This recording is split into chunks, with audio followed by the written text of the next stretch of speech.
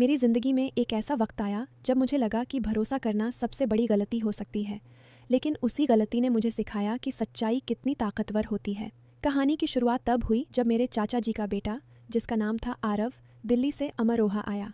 Aarav engineering की पढ़ाई पूरी करके नौकरी की तलाश में था। उसके पापा ने उसे कहा था कि अमरोहा में रहकर तैयारी करो, यहाँ शांति रहेगी। मेरे पापा और चाचा जी भाई थे, इसीलिए पापा ने खुशी खुशी आरव को अपने घर पर रहने का न्योता दे दिया। हमारा घर कस्बे के बीचों बीच था, पुराना लेकिन काफ़ी बड़ा। 3 कमरे, एक आंगन और एक छोटा सा बगीचा। पापा सरकारी स्कूल में टीचर थे, मम्मी घर संभालती थीं और मैं बीए की दूसरी साल की स्टूडेंट थी। आरव जब आया तो पूरे परिवार ने उसका स्वागत किया।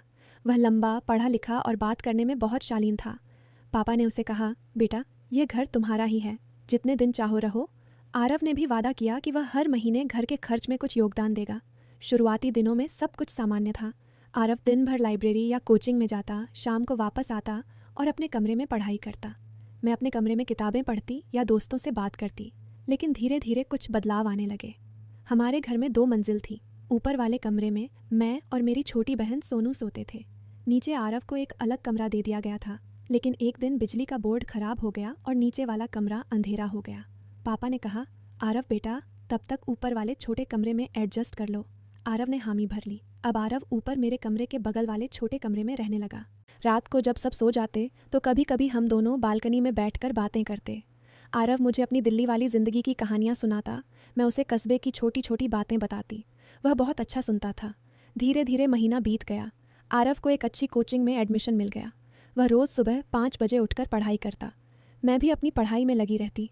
लेकिन एक रात कुछ अजीब हुआ। मैं रात को पानी पीने के लिए उठी तो देखा कि आरव के कमरे की लाइट जल रही थी। दरवाज़ा थोड़ा खुला था। मैंने झांक कर देखा तो आरव अपने लैपटॉप पर कुछ देख रहा था। जब मैं पास गई तो उसने तुरंत लैपटॉप बंद कर दिया और मुस्कुराते हुए कहा, रिया तुम अभी तक जाग रही हो? मैंने पूछा, भैया इतनी रात को क्या देख रहे थे? उसने जवाब दिया, बस कुछ स्टडी मटेरियल। लेकिन उसकी आंखों में एक अजीब सी चमक थी जिसे मैं नज़रअंदाज नहीं कर पाई। अगले कुछ दिनों में मैंने नोटिस किया कि आरव अक्सर रात को देर तक जागता रहता था। कभी कभी वह फ़ोन पर किसी से फुसफुसाकर बात करता। एक दिन मैंने अनजाने में उसके कमरे में रखे बैग से एक नोटबुक निकाली। उसमें कुछ पते और फ़ोन नंबर लिखे थे। जब मैंने पूछा तो उसने कहा कि वे उसके पुराने दोस्तों के हैं, लेकिन मेरे मन में एक छोटा सा शक पैदा हो गया। फिर एक शाम को जब पापा और मम्मी बाजार गए थे, तब आरव ने मुझे अपने कमरे में बुलाया। उसने कहा, रिया मुझे तुमसे एक मदद चाहिए। मैंने पूछा, क्या मदद? उसने एक लिफाफा निकाला जिसमें कुछ पैसे थे। बोला, ये पैसे मेरे दोस्त ने दिए हैं, तुम इन्हें अपने पास रख लो। मैं कोचिंग फीस भरने जा रहा हूँ, वापस आकर ले लूँगा। मैंने मना किया, लेकिन वह जोर देकर कहने लगा कि घर में कहीं छिपा कर रख दो। मैंने सोचा भाई जैसा है, मदद करनी चाहिए। मैंने पैसे अपने अलमारी में रख दिए। रात को जब सब सो गए तो आरव ने फिर मेरे कमरे का दरवाज़ा खटखटाया। उसने कहा कि पैसे वापस चाहिए क्योंकि उसका दोस्त फ़ोन कर रहा है। मैंने अलमारी खोली तो देखा कि लिफाफा खाली था। मैं चौंक गई। आरव ने पूछा, क्या हुआ? मैंने कांपते हुए कहा, भैया पैसे तो नहीं हैं। उसका चेहरा एकदम बदल गया। उसने कहा, रिया तुम मजाक कर रही हो ना? मैं रोने लगी। नहीं भैया, मैंने तो वहीं रखे थे। उस रात पहली बार घर में तनाव फैल गया। पापा जब वापस आए तो आरव ने पूरी बात बताई। पापा ने मुझे डांटा, रिया तुमने इतने पैसे कहाँ रखे थे? मैंने कहा, अलमारी में। मम्मी ने अलमारी की तलाशी ली लेकिन पैसे नहीं मिले। आरव चुपचाप बैठा रहा। उसने कहा, चाचा मैं समझता हूँ, शायद रिया भूल गई होगी, लेकिन मैं जानती थी कि मैंने सही जगह रखे थे। अगले दिन सुबह जब मैं स्कूल से वापस आई तो सोनू ने मुझे बताया कि आरव ने रात को देर तक उसके कमरे में कुछ ढूंढा था। मैंने सोचा शायद वह पैसे ढूंढ रहा था, लेकिन शाम को जब आरव लौटा तो उसके हाथ में एक नया मोबाइल था। मैंने पूछा, भैया ये नया फ़ोन? उसने हंसकर कहा, हाँ दोस्त ने गिफ्ट किया। मेरे मन में शक और गहरा हो गया। धीरे धीरे आरव का व्यवहार बदलने लगा। वह अब पहले जितना पढ़ाई नहीं करता था, अक्सर बाहर जाता और देर से आता। एक दिन मैंने उसे कस्बे के बाहर एक पुरानी हवेली के पास किसी अजनबी से बात करते देखा। जब मैं पास गई तो दोनों चुप हो गए। आरव ने मुझे देखकर कहा, रिया तुम यहाँ क्या कर रही हो? मैंने कहा, आपको ढूंढ रही थी। उसने मुझे घर भेज दिया। फिर एक रात बड़ा हादसा हो गया। पापा की सैलरी का पैसा जो उन्होंने बैंक से निकाला था घर में रखा था। सुबह जब पापा ने देखा तो पैसे गायब थे। पूरा घर उथल पुथल हो गया। मम्मी रोने लगी। पापा ने कहा, ये घर में चोरी कैसे हो गई? आरव भी हैरान दिख रहा था। उसने कहा, चाचा शायद कोई बाहर से आया होगा। लेकिन मैं जानती थी कि रात को दरवाज़ा बंद था। मैंने चुपके से आरव के कमरे की तलाशी ली। उसके बैग में मैंने कुछ पुराने नोट्स पाए जिनमें पैसे उधार लेने और वापस न देने की बातें लिखी थीं। एक डायरी में लिखा था, अगर परिवार भरोसा करे तो आसानी से काम हो जाता है। मेरे हाथ पांव ठंडे पड़ गए। क्या आरव? उस रात मैं सो नहीं पाई। मैंने सोचा कि अगर मैंने पापा को बताया तो परिवार में झगड़ा हो जाएगा। चाचा जी का बेटा है, कैसे आरोप लगाऊं? लेकिन चोरी तो हो रही थी। मैंने फैसला किया कि मैं खुद सच्चाई जानूंगी। अगले दिन मैंने आरव को फॉलो किया। वह कस्बे से बाहर एक छोटे से होटल गया। वहाँ उसने किसी आदमी को कुछ पैसे दिए। मैंने छिपकर देखा। आदमी ने कहा, अगली बार और लाना, अच्छा प्रॉफिट होगा। आरव ने हंसकर कहा, घर में सब आसानी से मान जाते हैं। मेरे कान में ये शब्द गूंज गए। मैं घर वापस आई और रोते हुए मम्मी को सब कुछ बता दिया।